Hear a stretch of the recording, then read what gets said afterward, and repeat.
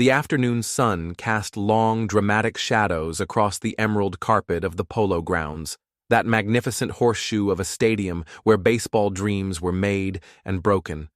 It was September 29th, 1954, Game 1 of the World Series, and the very air seemed to pulse with an electric tension that only baseball, in all its unpredictable glory, could generate. 52,000 souls packed the stands, their hearts pounding in unison, eyes fixed on the diamond below where history was about to unfold. The underdog New York Giants clung to a precarious 2-2 tie against the mighty Cleveland Indians in the top of the 8th inning. The Indians, a powerhouse team that had bulldozed their way to an astonishing 111 victories during the regular season, had loaded the bases with nobody out. At the plate stood Vic Wertz, their most dangerous hitter, already 3 for 3 in the game, his bat poised to deliver what seemed like the inevitable knockout blow. Giants manager Leo DeRocher, ever the strategist, brought in left-hander Don Little to face the left-handed hitting Wertz. It was sound baseball logic, but the game rarely follows the neat scripts that managers write in their minds. Little's first pitch caught too much of the plate, and Wertz, confidence soaring from his earlier success, turned on it with violent intent. The crack of the bat echoed through the stadium like thunder, and every soul in the ballpark knew immediately that disaster was at hand. The ball rocketed off Wertz's bat, climbing high into the blue October sky, heading toward the deepest part of center field, a mammoth drive traveling over 400 feet that seemed destined to clear the fence for a grand slam that would effectively end the Giants' championship dreams. But then something magical happened. From deep in center field came a blur of movement. A 23-year-old kid in a Giants uniform who turned his back to home plate and began to run with the urgency of a man chasing destiny itself. His name was Willie Howard Mays, Jr., though the world knew him as the Say Hey Kid, and what happened next would echo through baseball history for generations to come. Chapter 1. Dreams Born on Alabama. Clay. To understand the magnitude of what was about to unfold, we must journey back to the red clay fields of Westfield, Alabama, where Willie Mays first learned to love the game of baseball. Born on May 6, 1931, Willie grew up in an era when the American South was deeply segregated, where opportunities for young black athletes were as rare as diamonds in a coal mine. Yet the Mays household was rich in something more enduring than money: love, laughter, and the ceaseless rhythm of baseball. Willie's father, Cat Mays, was a semi-professional player with hands like steel traps and a heart as big as the Alabama sky. He worked long shifts at the local steel mill, the heat and noise of industrial machinery filling his days, but every spare moment was spent teaching his son the secrets of the game. Cat showed Willie how to track a fly ball by the sound of the crack off the bat, how to judge the hop of a grounder by the spin on the seams, how to slide headfirst into a base with both courage and caution. From the beginning, Willie was different. Neighbors would gather at the edge of dusty sandlots just to watch him play. He moved with a grace that seemed almost supernatural, gliding where others stumbled, knowing where others merely guessed. He could outrun, outthrow, and outhit boys twice his age. But it was his joy, the pure, unfiltered delight he took in every aspect of the game, that truly set him apart. Young Willie's days were filled with the sounds of baseball: the pop of a ball hitting leather, the satisfying crack of wood meeting horsehide, the encouraging shouts of his father from the sidelines. His mother, Annie, would watch from their modest porch, her eyes twinkling with pride, as her son chased dreams across those dusty fields. The family may not have had much in terms of material wealth, but they were rich in hope and determination. By the time he was 16, Willie was suiting up for the Birmingham Black Barons of the Negro American League, facing men with beards and reputations and dreams of their own. The veterans, many of whom had spent their lives barnstorming across the country in rickety buses, watched the skinny teenager from Alabama with a mixture of awe and disbelief. He could hit line drives to every corner of the park, steal bases with reckless abandon, and cover center field as if he owned the sky itself. But life in the Negro Leagues was no fairy tale. The road trips were long and uncomfortable, the pay meager, the accommodations often substandard. Players slept in boarding houses when they were lucky, in the team bus when they were not. Yet Willie never complained. "I just wanted to play," he would later say. "Didn't matter where, didn't matter when. If there was a ball and a bat and a place to run, I was there." Chapter 2. The Big Apple Beckons.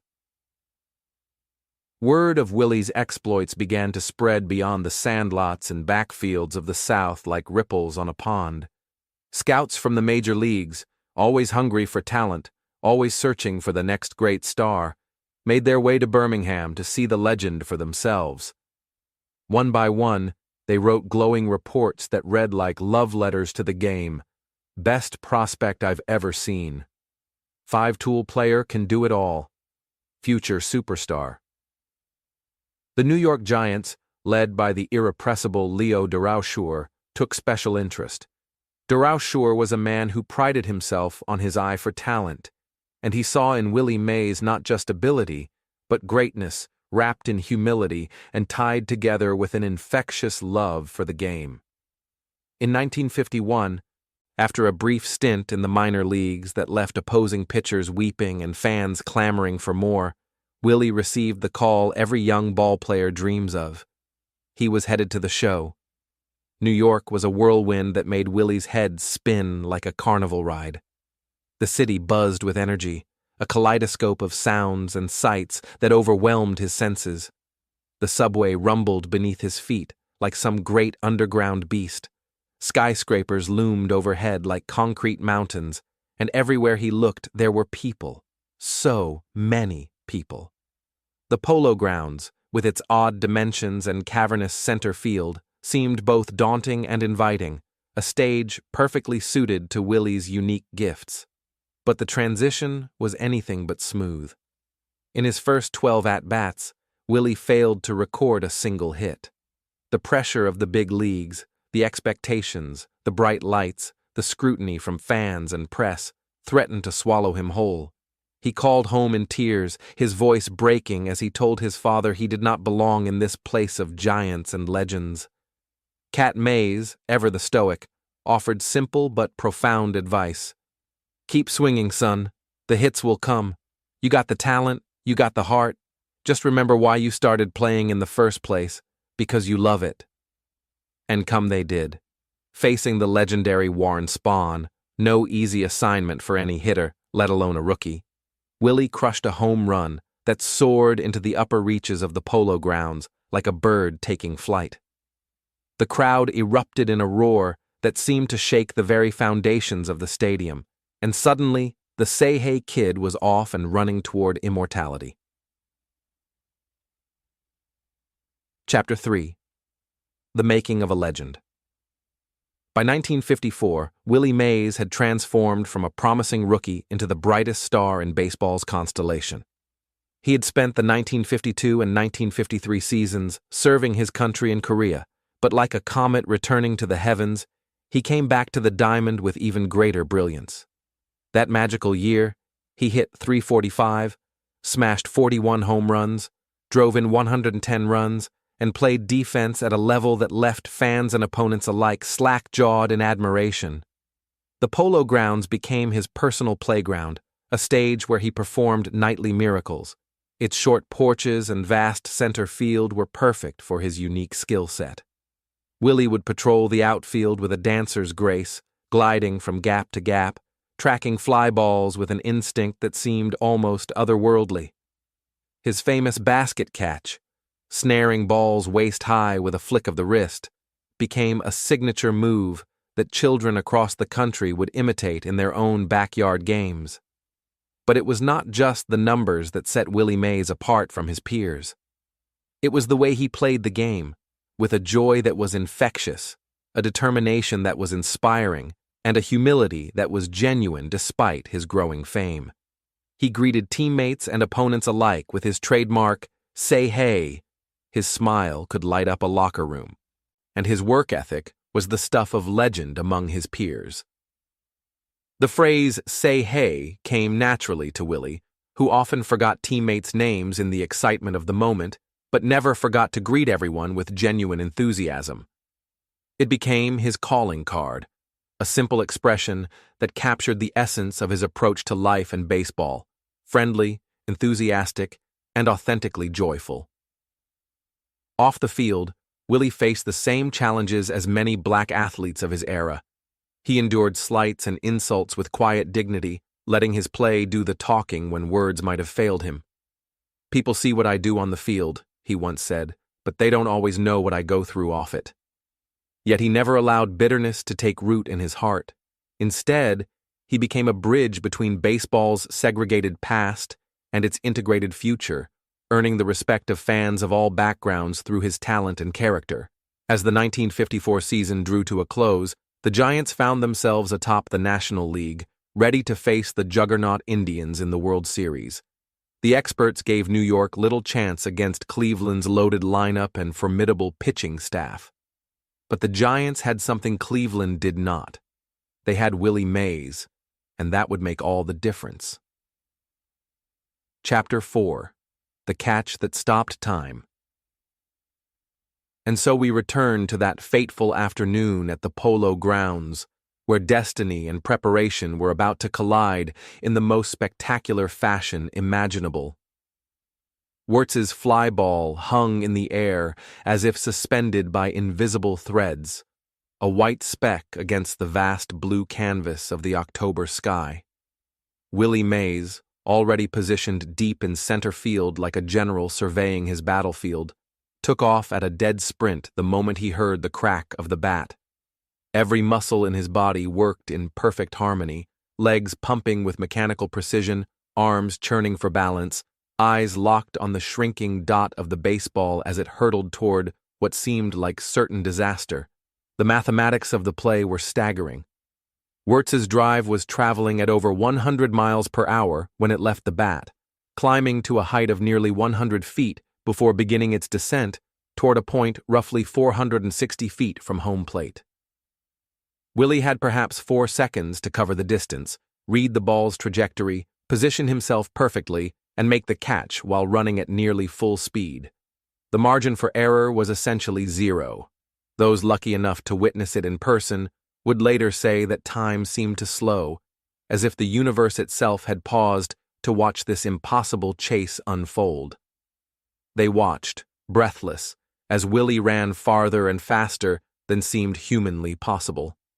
His cap flew from his head, his trademark sign that he was giving every ounce of effort as he covered ground with the fluid grace of a thoroughbred racehorse. Behind him, 3 Cleveland runners were circling the bases, certain that Wirtz's mammoth drive would clear the fence. Larry Doby had rounded second base and was approaching third, while the Indians' dugout erupted in premature celebration. Even some Giants players had turned away, unable to watch what appeared to be the death of their championship dreams. But Willie Mays kept running, his internal compass guiding him toward destiny. The ball was beginning its descent now, gravity finally asserting its authority over Wirtz's powerful swing. Willie could sense its approach without looking, the way a musician can feel the rhythm of a song in his bones, the way a great artist knows exactly where to place each brushstroke. At the last possible moment, still running at nearly full speed, Willie Mays reached up over his left shoulder and secured the baseball in his glove with the casual ease of someone plucking an apple from a tree. The catch itself was remarkable enough. A full-speed, over-the-shoulder grab of a ball hit over 400 feet, but what happened next elevated the play from spectacular to legendary. Without breaking stride, without even pausing to celebrate his miraculous catch, Willie whirled around and fired a strike back toward the infield with the accuracy of a military sniper. The throw was so quick and so precise that Larry Doby, who had been running from second base and was already past third when the catch was made, barely had time to scramble back to second base safely. The throw prevented what would have been the go-ahead run from scoring, keeping the game tied and the Giants' hopes alive. Chapter 5. The Explosion of Pure Magic. The roar that erupted from the Polo Grounds crowd was unlike anything in the history of human sound. It was not mere applause or appreciation. It was the sound of 52,000 people witnessing something that transcended the boundaries of sport and entered the realm of pure magic. The noise was so intense that it registered on seismographs in Manhattan, a physical manifestation of the emotional earthquake that had just occurred. Grown men wept openly, their tears mixing joy and disbelief in equal measure. Children jumped up and down with uncontainable excitement, their young minds struggling to process the impossibility they had just witnessed. Even hardened sports writers, men who had covered thousands of games and seen every conceivable play, sat in stunned silence, their pens frozen above their notebooks as they searched for words that did not exist. Broadcaster Jack Brickhouse, calling the game for television, could only gasp into his microphone. Willie Mays just brought this crowd to its feet, with a catch, which must have been an optical illusion to a lot of people. Even Vic Wertz, the man who had hit the ball with such authority, tipped his cap in admiration, later saying with genuine respect, "I hit it as hard as I could, and he caught it. That's all you can say. He caught it." The psychological impact of Willie's catch reverberated through both teams like a seismic shift. The Cleveland Indians, who moments before had seemed destined for victory, suddenly found themselves facing a stark reality. Some forces in baseball simply could not be overcome through conventional means. How do you defeat a team that has Willie Mays in center field, a player capable of turning certain defeat into miraculous salvation? The Giants, meanwhile, felt as though they had been touched by something divine. If Willie could make that catch, if he could snatch victory from the jaws of defeat with such casual brilliance, then perhaps this was indeed their year. The momentum shift was palpable, flowing from the stunned Cleveland dugout to the invigorated Giants bench like water finding its natural level. Don Little was removed from the game after facing just one batter, but his brief appearance had served its purpose in ways that no one could have predicted. His replacement, Marv Grissom, retired the next two batters with ease, stranding all three Cleveland runners and keeping the game tied at 2-2. In the bottom of the 10th inning, with the Polo Grounds still buzzing from Willie's defensive heroics, Dusty Rhodes stepped to the plate as a pinch hitter. The irony of what followed was perfect in its baseball poetry. Rhodes launched a 3-run homer down the right field line, a ball that traveled barely 260 feet, but found the short porch that made the Polo Grounds such a unique venue. Cleveland's 460-foot drive had been caught, while New York's 260-foot pop fly won the game. The Giants won 5-2, taking the crucial first game behind Willie's impossible catch and Rhodes's clutch hitting. Chapter 6. The Symphony of Greatness. That legendary catch became the defining moment of the 1954 World Series, but it was far from Willie Mays' only contribution to the Giants' stunning 4-game sweep of the heavily favored Indians. Throughout the series, he continued to dazzle with his complete mastery of every aspect of the game, hitting .286 with crucial runs batted in, stealing bases with daring that left opponents scrambling, and playing defense with a flair that made every routine play look artistic. The catch became the cornerstone of Willie Mays' legend, but it was only one note in a symphony of brilliance that would span 22 magnificent seasons. Over the course of his Hall of Fame career, he would accumulate statistics that read like fantasy. 660 home runs, 3,283 hits, 338 stolen bases, 12 Gold Glove Awards for defensive excellence, 24 All-Star Game selections, 2 Most Valuable Player awards, and a Rookie of the Year honor. Yet numbers alone could never capture the essence of Willie Mays. He was a player who bridged baseball's segregated past and its integrated future, carrying himself with dignity while never losing the childlike wonder that made him beloved by fans of all backgrounds. When the Giants moved from New York to San Francisco in 1958, Willie seamlessly adapted to new surroundings while maintaining the joyful spirit that defined him. He transformed the center field position from a place where players simply caught fly balls into an art form where grace, anticipation, and athletic brilliance combined to create moments of transcendent beauty. His influence extended far beyond statistics, inspiring countless young athletes who saw in him proof that dreams could become reality through talent combined with unwavering dedication. Even as age began to slow, his legs and injuries took their toll, Willie maintained his dignity and love for the game. His emotional return to New York with the Mets in 1972 allowed fans to say goodbye to a legend while celebrating a career that redefined what was possible on a baseball diamond. Epilogue: The Eternal Say Hey Kid. Today, nearly 70 years after that magical afternoon at the Polo Grounds, Willie Mays' catch remains one of the most celebrated moments in sports history. But for those who witnessed it firsthand, no replay could ever capture the full magic of that moment when time seemed to stand still and one man's impossible dream became glorious reality. Willie Mays proved that September afternoon that some things in life truly are possible if you have the courage to attempt them, the skill to execute them, and the heart to believe in them completely. His legacy lives on in every spectacular catch, every daring base-running adventure, and every young player who approaches the game with the same infectious joy that made Willie Mays not just a great baseball player, but a symbol of everything that sports can be when they are played with excellence, integrity, and pure love for the game itself. The Say Hey Kid gave us something more valuable than statistics or championships. He gave us proof that magic is real, that dreams can come true, and that sometimes, if we run fast enough and believe hard enough, we really can catch the impossible. For as long as baseball is played, the legend, the brilliance, the beauty, and the boundless possibility of America's game.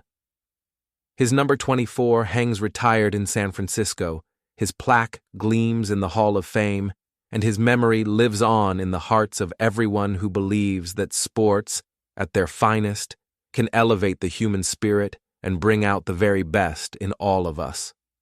Willie Mays remains, at heart, the kid from Westfield, Alabama, the boy with a glove, a dream, and a smile as bright as the morning sun, reminding us all to play with joy, chase our dreams, and believe in the impossible.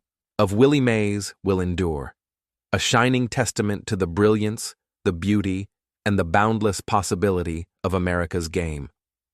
His number 24 hangs retired in San Francisco, his plaque gleams in the Hall of Fame, and his memory lives on in the hearts of everyone who believes that sports, at their finest, can elevate the human spirit and bring out the very best in all of us.